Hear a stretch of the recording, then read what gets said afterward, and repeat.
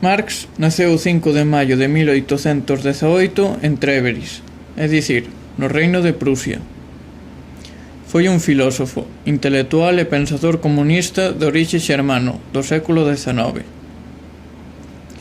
A súa obra abarca diferentes campos, como a filosofía, a economía ou a política. E aínda que estudou Dereito, dedicouse ao periodismo. Os seus libros máis coñecidos son o Manifesto do Partido Comunista, que escribiu xunto con Engels, e o Capital.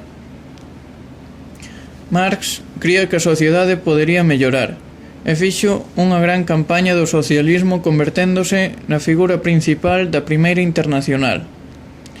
Finalmente, faleceu en Londres no ano 1883, sendo enterrado no cemiterio de Highgate.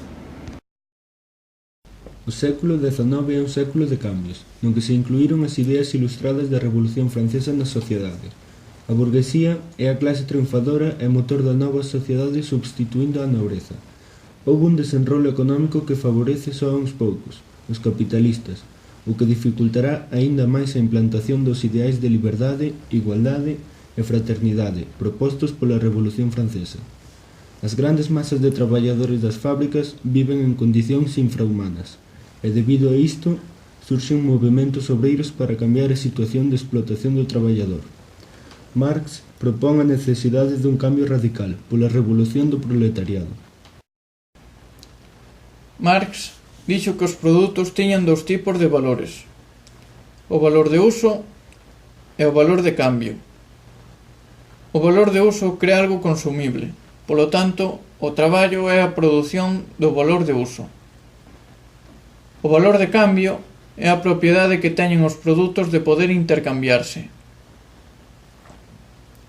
Marx di que esta clasificación só se pode dar no sistema capitalista.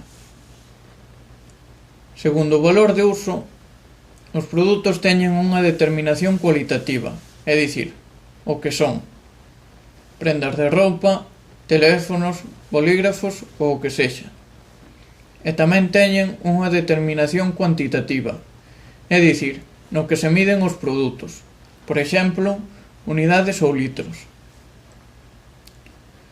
Segundo o valor de cambio, todas as mercancías son só cantidades diferentes dunha única cousa, a que Marx denomina valor. Se prescindimos da determinación cualitativa, quédanos o traballo humano, o cal se mide en horas. O traballo humano é a media da habilidade dos traballadores, a eficacia dos medios e as circunstancias naturais. O tempo de traballo non aparece como tal no mercado. As mercancías non se cambian por horas de traballo, senón por outras mercancías. Diminúese o tempo de fabricación e o prezo dos produtos. A teoría marxiana dos salarios consiste en manter que o salario é o prezo pagado polas horas de traballo. Marx, na teoría da plusvalía, cando un traballador produce un valor superior ao percibido en forma de salario, denomínase plusvalía.